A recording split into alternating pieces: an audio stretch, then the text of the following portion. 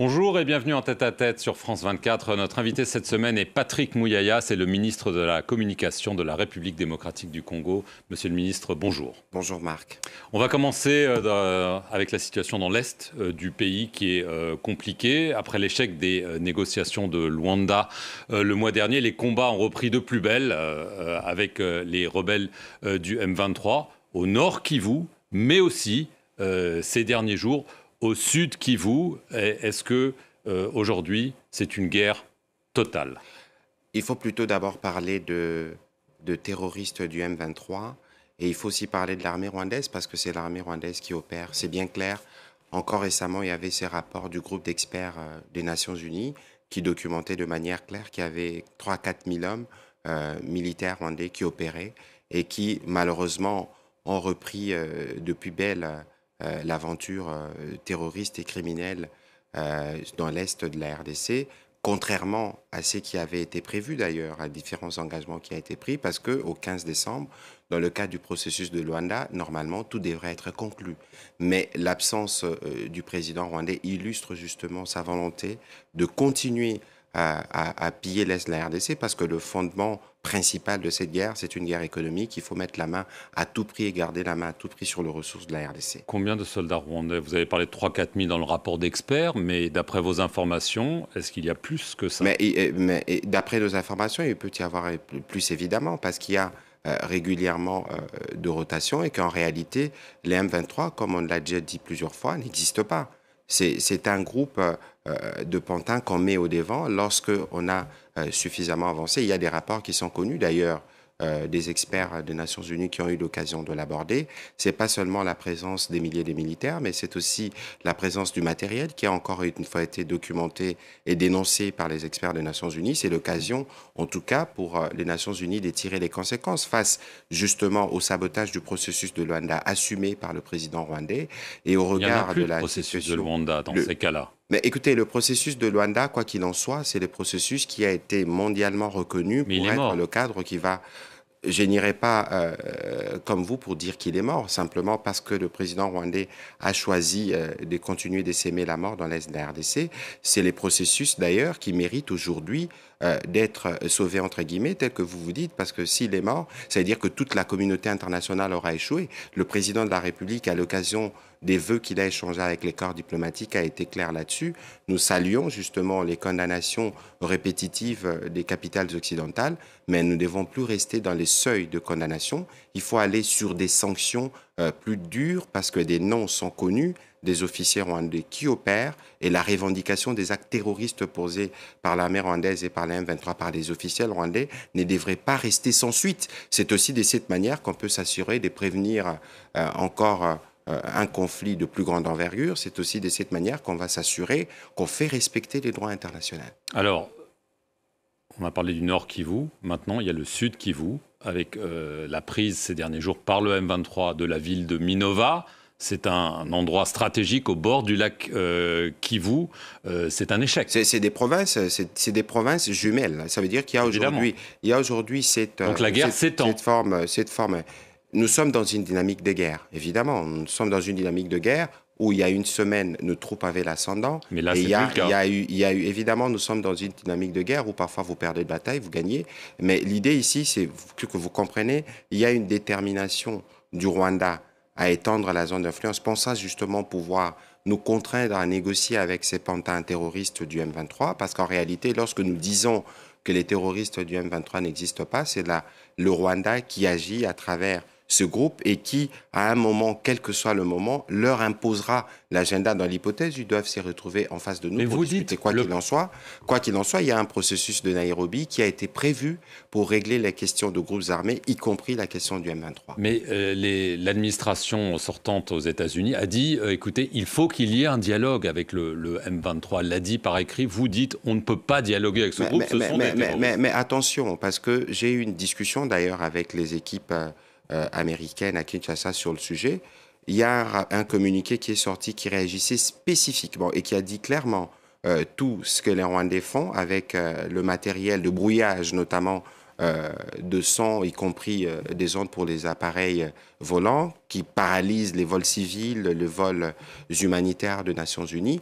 Ces communiqués étaient dans un contexte précis. Aujourd'hui, les États-Unis qui se sont beaucoup impliqués dans le processus de Luanda, notamment avec Mme Avril Haines, qui était le chef des renseignements militaires, des renseignements aux États-Unis, avait soutenu le processus de Luanda et le processus de Nairobi. Parce que nous, on n'a jamais dit non à l'idée de régler la problématique de manière générale, parce que les groupes armés qui opèrent dans la région doivent être démobilisés. Mais ici, il y a un focus justement sur un groupe terroriste, la M23, parce qu'en réalité, c'est le groupe par lequel le Rwanda agit. Et donc, lorsque les rapports des experts des Nations Unies vous parlent de 3 à 4 000 hommes, c'est des rapports objectifs qui sont documentés parce qu'il y a un système de surveillance de tous les mouvements dans la zone. Et donc, aujourd'hui, quoi qu'il advienne, le processus de Nairobi, c'est le processus qui a été prévu pour ça. Il ne faut pas oublier qu'au 15 décembre, le médiateur angolais, le président Lorenzo, avait pris la précaution d'associer le président honoraire du Kenya, Uhuru Kenyatta, parce que c'était un impératif parallèlement à la signature de l'accord qui était prévu avec le gouvernement rwandais avec lesquels nous sommes en conflit, qu'il y ait des discussions avec les groupes armés pour s'assurer que les deux pans du conflit ont été pris en charge. Et la République démocratique du Congo a prouvé sa pleine volonté de parvenir à la paix, mais c'est qui n'est pas fait de l'autre côté. C'est important que la communauté internationale tire dès à présent les conséquences de manière plus forte et plus ferme. Mais est-ce qu'une rencontre entre le président Tshisekedi et le président Kagame est possible? Je vais juste quand même dire ce que le président Kagame a déclaré devant les diplomates étrangers à propos de Félix Tshisekedi. Je sais reconnaître les leaders quand je les vois, je sais aussi reconnaître les idiots. Vous pouvez imaginer la combinaison des deux, le désastre que cela produit. Écoutez, le président Kagame qui, ces derniers jours, n'a plus des caractères taiseux, a besoin de s'exprimer. Il est fait maladroitement. Parce que non seulement qu'il a manqué d'égard au président angolais, qui était bien mobilisé dans le cadre de ce processus, mais sa sortie médiatique, c'est illustratif justement de son état d'esprit qui est pleinement dans la bassesse, parce que lorsqu'on commence à verser dans l'insulte à ces niveaux de responsabilité, c'est illustratif justement du caractère, passez-moi l'expression, un peu mégalo qui le caractérise. Mais je pense que tout ça doit être arrêté, y compris par la communauté internationale, parce que c'est cette attitude des nervosités qui pousse à ce qu'il y ait plus de massacres, parce que lorsque vous parlez, par exemple, de la prise des Minova, c'est que vous ne voyez pas, c'est qu'on ne vous dit pas, c'est qu'il y a des massacres systématiques qui sont opérés sur le jeune volontaire de défense de la patrie qu'on appelle Wazalendo. Donc c'est de manière systématique. Il y a encore des rapports qui nous sont parvenus, en tout cas par des observateurs qui sont localement, qui nous ont parlé des 70 à 90 jeunes, parce que c'est systématique, parce qu'il faut s'assurer que lorsque on fait une prise comme celle-là, on s'assure qu'on étouffe et on fait de parades de manipulation. Vous savez que, par exemple, dans cette guerre, le Rwanda a démontré de plus en plus que c'est véritablement l'empire et l'industrie du mensonge qui, de manière régulière, pompe à peu près 1000 tweets par jour, ce que moi j'appelle depuis quelques jours le poison rwandais, la manipulation, la désinformation, le mensonge qui est revendiqué au plus haut niveau du pouvoir. Mais militairement, c'est eux qui avancent.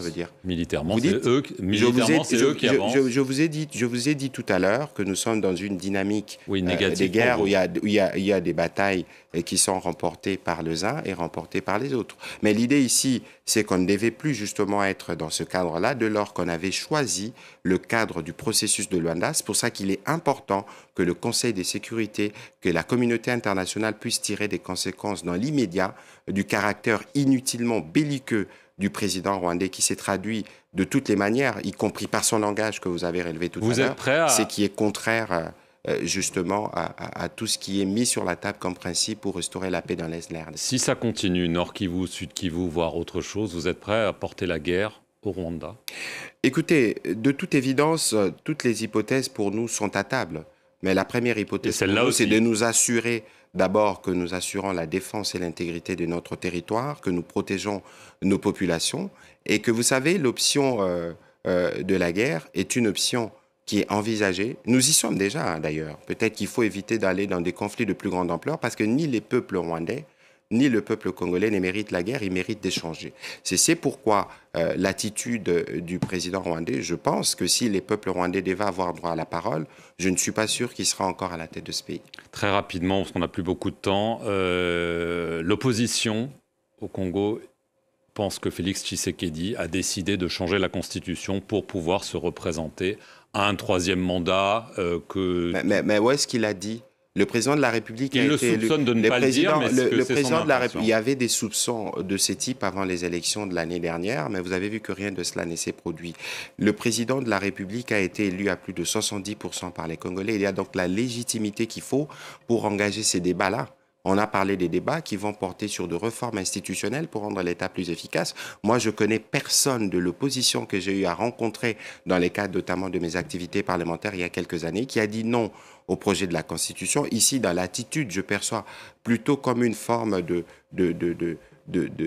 rancune ou de problème personnel avec le président de la République parce que les débats sur la Constitution est un débat voulu par les Congolais. Nous devons régler le problème notamment de nos binationaux qui sont nombreux dans les mondes, qui veulent contribuer justement aux efforts de développement du pays. C'est pas la seule question. Nous sommes par exemple République démocratique du Congo, membre de plusieurs regroupements régionaux en Afrique, où la langue anglaise est la langue qui est privilégiée. J'adore le français, mais pourquoi on n'aurait pas par exemple, une seconde langue officielle qui serait l'anglais et des langues nationales. Non, mais dès lors que le président a dit que nous mettrons en place une commission pluridisciplinaire qui comprendra plusieurs personnalités pour réfléchir ici, cher Marc, j'insiste sur les mots, nous réfléchir et nous dire, voilà, qu'est-ce qu'il nous faudrait réajuster dans notre Constitution. Ça se fera dans un cadre ouvert où tous les acteurs auront la possibilité de donner leurs opinions. Sans remettre les compteurs des mandats présidentiels à zéro. Il faut pas aller dans ces débats, j'allais dire inutilement suspicieux dans ces contextes, parce que l'idée principale pour le président de la République, c'est de rendre l'État plus efficace. C'est de rendre l'État plus efficace, capable de donner des réponses rapides aux préoccupations de Congolais. Et je ne pense pas qu'un seul leader fût-il de l'opposition peut s'opposer à ce qu'on renforce le moyen et l'efficacité de l'État pour régler les problèmes des Congolais. Patrick Mouyaya, merci beaucoup d'être venu sur le plateau de France 24. Et merci à vous d'avoir suivi cette émission sur nos antennes.